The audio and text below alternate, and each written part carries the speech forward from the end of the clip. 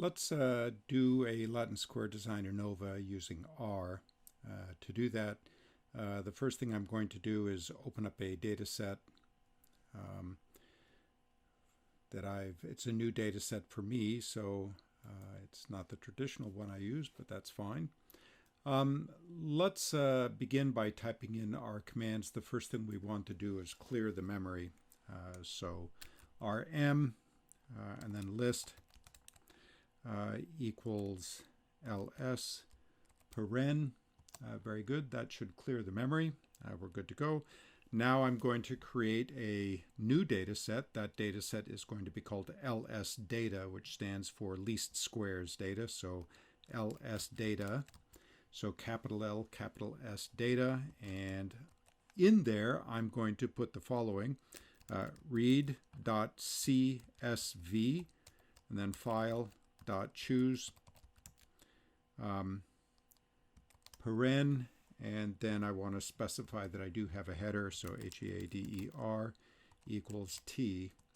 And now a dialog box should be open. There we go. And I'm going to choose the data set, and let's see, where is it? Latin Square Data CSV, there it is. Okay, so I now have that data. It shows up here. And I have that file open right here below me. You can see it right below my image. There's what the data set looks like.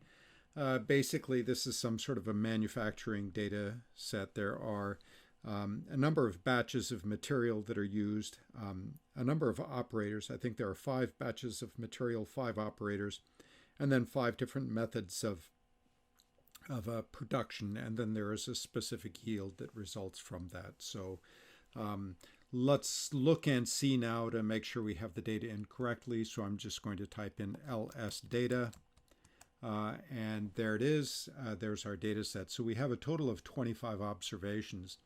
One of the nice things about the LatinSquareDesign is the fact that you can get a lot of power with very little, with very few observations. So you get a lot of power for the money that you have to spend.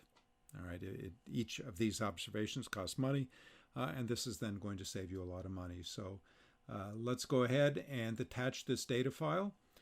So I'm going to type in attach ls data. I'm just going to go ahead and click on that to make sure. Very good. The data set is now attached. Let's view the data.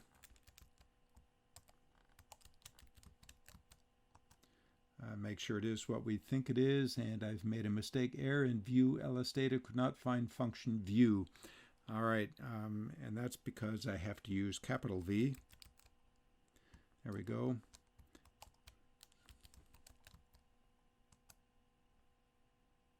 And there we go. You can see it up in the console up above, right? So there's our data.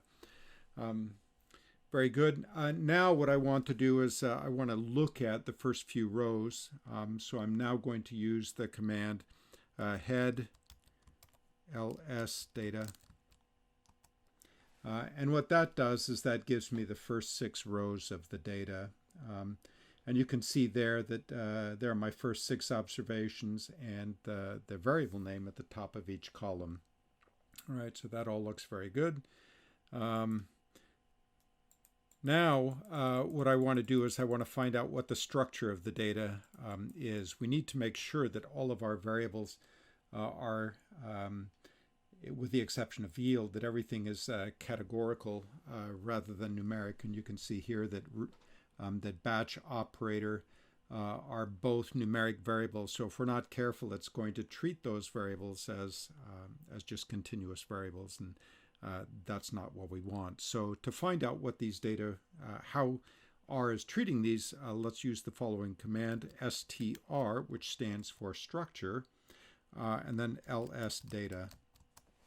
And when we do that, here we can see that that yield is integers, Method is treated as a factor with 5 levels, A, B, C, and D, right?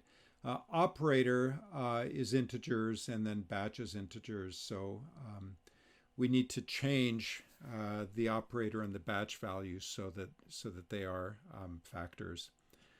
So let's do that. What I'm going to do now is I'm going to change the structure of those things. So let's type the following command in. I am going to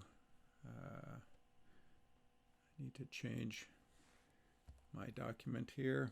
Okay, so let's get back into this. So now I'm going to use the command ls data, and I'm going to put in a $sign there, and then batch. It gives me my list of variables, so I'm going to select batch, and I'm going to use my assign arrow, and I'm going to use as.factor. So I'm going to say that I want the variable batch to be treated as a factor. So now I have ls data, $sign batch again. Hit enter. Now I'm going to do the same thing for operator ls data, $sign operator. I'm just going to go ahead and click that, right? And do my assignation. Whoops. There, as factor. And then ls data, and $sign, and then operator. And for the sake of completeness, let's do it one more time. ls data, $sign, and I want method, just to make sure. And we're going to assign that. So as.factor, and then ls data, $sign, and method. Very good. So now I've reclassified those variables, at least temporarily. And we now want to construct our box plot. So let's go down here, type in box plot, and we want yield as a function of, so we use the little tilde there, method, comma, and now something new. Let's go ahead and label our axes. So I'm going to use xlab for label. So xlabel is going to be equal to method, and then move my comma outside of the parens, and then my y label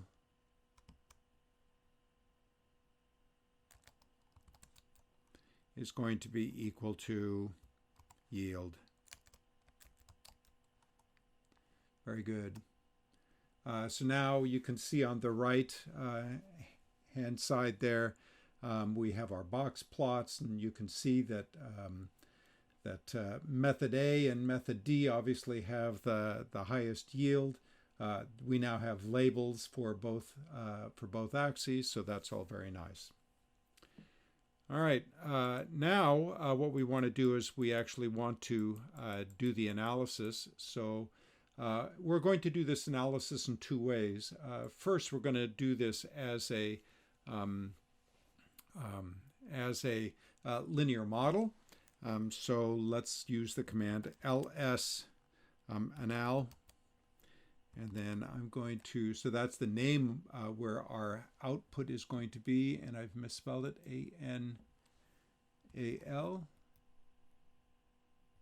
There we go, ls analysis, or lsnal for ls analysis, and that's going to be a linear model, and then the model is going to be yield in relationship to batch. plus operator plus method, comma, and then data equals ls data.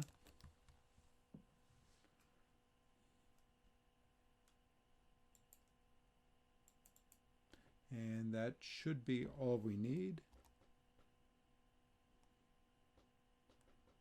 Whoops. Let me move my cursor. There we go. All right, so we now have our analysis done. Now what we want to do is actually look at that. So let's use the command ANOVA and then ls ANAL.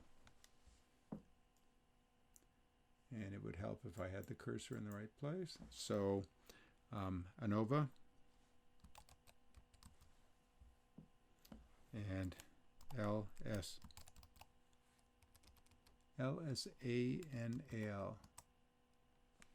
Okay, so there we have our ANOVA table. It's important, our response variable is yield. We have batch, operator, and method. Each of those has 4 degrees of freedom, just as we show in lecture. It has to be hyperbalanced, so if you come up with a result in which batch has 4 degrees of freedom, but operator and method have only 1 degree of freedom, then you know that operator and method have been treated instead as a continuous variable. So it's a regression problem rather than an analysis of variance problem. So we have 12 error degrees of freedom. So that all looks good. And we realize that here, both method and operator are significant. So that's as it should be. So now let's try it again. Let's do it in a slightly different way. And instead of using the linear model approach, let's go ahead and use the analysis of variance approach. So what I'm going to do now is use the AOV command, and I'm going to use exactly the same model that I did before. So let me just highlight this model and copy it. There we go. I'm going to copy that, and I'm just going to paste it down here. So now I'm doing the analysis of variance in my using the analysis of variance command. And let's see what happens. Okay, and now it gives us this sort of summary result. We know that for batch, the sum of squares is 25.92. For operator, it's 33.62. For method, it's 330. And for residuals, it's 286. Let's see, are those the same values that we had before? So batch is, sum of squares is 25.92. Here, batch, the sum of squares is 68. So these values are not the same. So something has happened here. And also importantly, notice what's happened to the degrees of freedom. So here, batch degrees of freedom is only 1 when it should be 4. Operator degrees of freedom is only 1 when it should be 4. And then method is 4, which is as it should be. So clearly something has happened, and the problem lies in the fact that the ANOVA isn't treating 2 of those variables, namely batch and operator, as factors. It's treating them as typical sorts of continuous variables. So we need to change that. So let's do that as follows. Let's repeat this analysis of variance. Okay. So I'm going to go ahead and use my AOV command once more.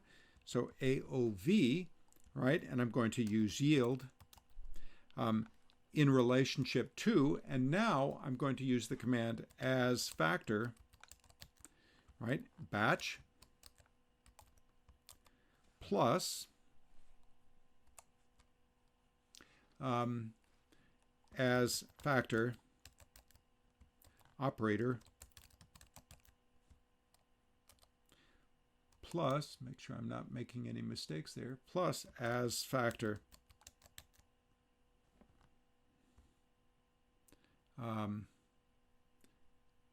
method. I think I'm going to have to go back and fix this. No, I think we're good. Okay. All right, let's see what happens. Okay, as factor batch. See, now the sum of squares for batch is correct, right? It's 68, 150, and 330. And notice that for batch earlier, we had a sum of squares of 25.92. So that looks much better. And if you set this up a little bit differently, if you have more room here, that table will look nicer. Right now it's a little bit pushed out of whack, but that's fine. Let's now, we know that there's a difference amongst these different treatments.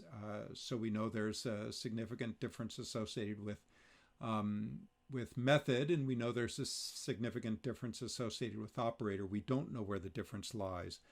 So what we want to do now is find out where that difference lies. Okay, and the way we're going to do that is pretty simple. We're going to use Tukey's honestly significant difference test, which is an a posteriori test, and it is not quite as conservative as some other tests, but it is still a good test. So we need to make sure we use Tukey and then HSD. The HSD stands for honestly significant difference. And now we're going to type in AOV, so analysis of variance, and then we want to use the same model that we had before. So I'm simply going to go up here and copy this model. There we go. Just going to copy that and paste that down in here. And we are good. So now I'm going to hit enter. And now it has given us this, what appears on the surface at least to be a rather complex result. Actually, it's pretty straightforward. So here are the pairwise comparisons amongst all of the batches, and these are obviously adjusted in a Bayesian way. So as you look at all of these p-values, these adjusted p-values down here, you see that none of them are 0.05 or smaller. So there is no significant difference amongst the batches. As we come down here, we have operator, and you can see that there's a difference here. Operator 2 compared to operator number 1. That p-value is smaller than 0.05. Down here, operator 1 or 5 versus 2. Those, whoops, did I misread that? I did. So the only operator that are different are operators number 1 and 2. Let's now look at the method, and here we see that method A is different from B, and you can see that over here on the box plot, right? Method A is clearly pretty different from B. Let's see where else we have any differences here. D and B are different, so here's B on the plot, and there's D. Yep, they look very different. And then C and D are different. There's C and there's D, and that's a reasonable result as well. So now not only do we know there is a difference amongst methods, we also know where those differences lie, and we know that there is a difference amongst two of the operators. So that's pretty straightforward, not difficult to do at all, and it gives us a pleasing result. Very good. See you guys next time.